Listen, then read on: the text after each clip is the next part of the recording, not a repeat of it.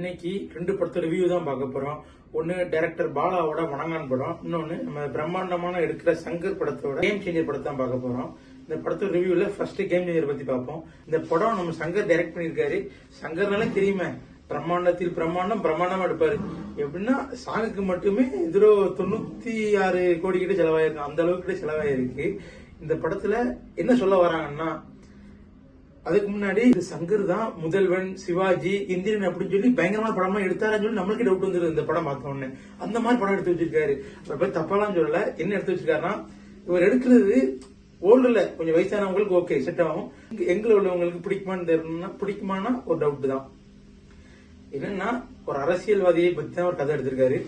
இப்போ தமிழ்நாட்டில் நடந்துட்டு இருக்கக்கூடிய அதை பத்தி தான் பேசிட்டு இருக்காரு. என்னன்னா, ஓட்டுக்கு காசு வாங்க, ஆனா யாரு நல்லா செய்வாங்களோ, உங்களுக்கு யார் பிடிச்சிக்கோ அவங்களுக்கு ஓட்டு போடுங்க, ஆனா காசு நீங்க வாங்கிக்கோங்க.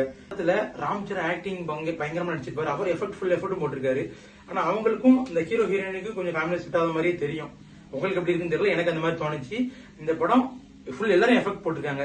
இல்ல சுனில் வேற எல்லாமே லெப்ட்ல தான் பண்ணுவாரு, எல்லாம் லெப்ட் சைட்ல அவர் ஒரு விதமா நடிச்சிருப்பாரு. அது ஒரு விதமா டைரக்டர் எடுத்திருக்காப்ல. அவர் ஃபுல் இந்த படத்தை ஃபுல்லுமே லெப்ட் சைடாவே ஒரு சைடாவே இருப்பாப்ல. நம்ம சுனில் இந்த படத்தை சுனில நீங்க பாத்திருப்பீங்க. இந்த படத்துல சுனில் இருக்காரு. அவர் என்ன பண்ணிருப்பாருன்னா, இந்த படம் ஃபுல்லுமே இந்த சைட்லயே நடிச்சிருப்பாரு. இவர் தான் இந்த ஜெயலலிதா படத்துல நடிச்சிருப்பாரு, நீங்க பாத்திருப்பீங்க. அவர் இந்த படம் ஃபுல்லுமே ஒரு சைடாவே நடிச்சிருப்பாரு. இந்த படத்துல சமுத்திரக்கனி ஆக்டிங் எல்லாமே பயங்கரமா இருக்கும். எஸ்.ஏ. சூர்யா ஆடி பின்னிருப்பாப்ல. ஆனா எஸ்.ஏ. சூர்யாட்ட இருந்து புதுசா எதுவும் வாங்கல. நம்ம எல்லா படத்தையும் பார்த்துமே அந்த மாதிரி ஒரு தான் எடுத்துக்காரு. இப்போ சில பேர் எஸ்.ஏ. சூர்யா வச்சு புதுசா என்ன ட்ரை பண்ணலாம் அந்த மாதிரி எடுப்பாங்க. ஆனா இவர் அந்த மாதிரி ட்ரை பண்ணல. எல்லாம் இப்ப உள்ள படத்தங்கள்லாம் எப்படி பண்ணிட்டு இருக்காரோ அந்த மாதிரி தான் பண்ணிருக்காரு. எல்லா படத்துலயுமே பார்த்திருப்பீங்க, இவர் சாங் நல்லா சொல்லிப்பாரு, படமே பிரம்மாண்டமா எடுப்பாரு. என்ன ஒண்ணுன்னா, பிரம்மாண்டம் சொல்லி படத்தை ஃபுல்லும் பிரம்மாண்டம் ஆகிட்டு கதையில கொஞ்சம் போட்டு விட்டாரோ அந்த மாதிரி தோணுது. ஏன்னா அந்த மாதிரி தான் எடுத்து வச்சிருக்காரு. ஒரு வாட்டி பார்க்கலாம் அந்த மாதிரி தான் இருக்கு. இந்த படத்துல இப்போ எப்படின்னா, நம்ம சங்கர் படத்தை சிவாஜி படமே எடுத்துக்கோங்களேன், நம்ம ரஜினிக்கு விவேக் செட் ஆவாரு நல்லா காமெடிக்கு. ஆனா இந்த படத்துல ராம்சரனுக்கு தமிழ் சினிமால இருந்து யாரும் கொண்டு போகாம அந்த தெலுங்கு சினிமால எடுத்திருக்காங்க. அது கொஞ்சம் செட் ஆகாத மாதிரியே இருந்துச்சு.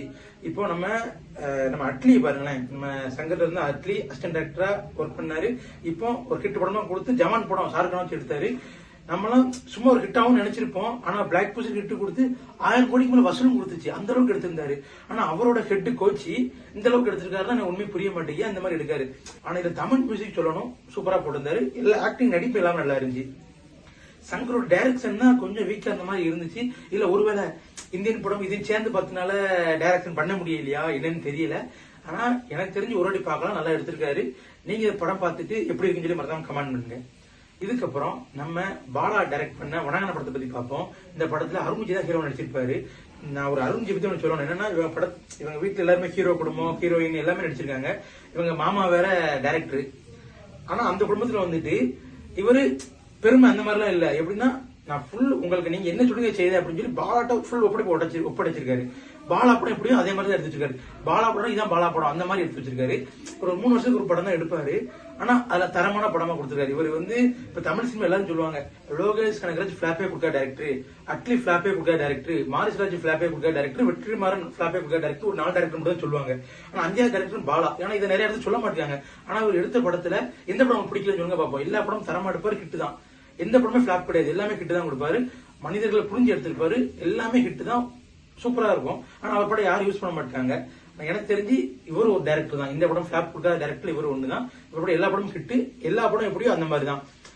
பாலா டைரக்ஷன்ல படம் எப்படின்னா அந்த மாதிரி தான் இருக்கும். இது எப்படின்னா, நம்ம அருண்விஜய் ஒரு 3 கொலை பண்ணிருப்பாரு. அந்த 3 கொலையில எல்லா விசாரணையில நான் தான் பண்ணேன்னு சொல்லிட்டு வராரு. இவருக்கு இந்த படத்துல காது கேட்காது, பேச மாட்டாரு, பேச முடியாது. ஆனா என்னன்னா, இந்த கொலை நான் தான் பண்ணிருக்கேன், எல்லாம் செய்ய முடியலன்னு சொல்லிடுவாரு. ஆனா எதுக்காண்டி பண்ணி சொல்ல மாட்டாரு. இதான் அந்த விசாரணை போயிட்டு இருக்கும்.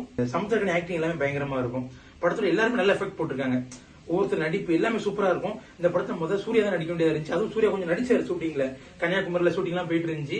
அந்த கன்னியாகுமரி ஷூட்டிங் நிறைய போட்டோ எடுக்க வராங்க, மக்களுக்கு இடைஞ்சலா இருக்குன்னு சொல்லி தான் அப்ப பேசிக்கிட்டு இல்ல வேணாம்னு சொல்லி வேற ஹீரோ போட சொல்லி அருண்விஜய் கொண்டு வந்தாங்க.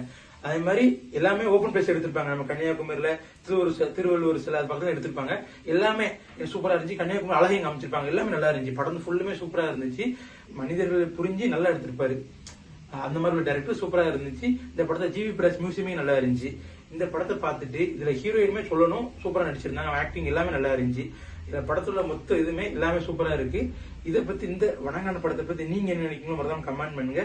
உங்களுக்கு இந்த படத்தை பத்தி எப்படி புரிஞ்சிச்சு அப்படின்னு சொல்லி மறக்காம கமெண்ட் பண்ணுங்க. இந்த வீடியோ பிடிச்சா சேனலை சப்ஸ்கிரைப் பண்ணிருங்க.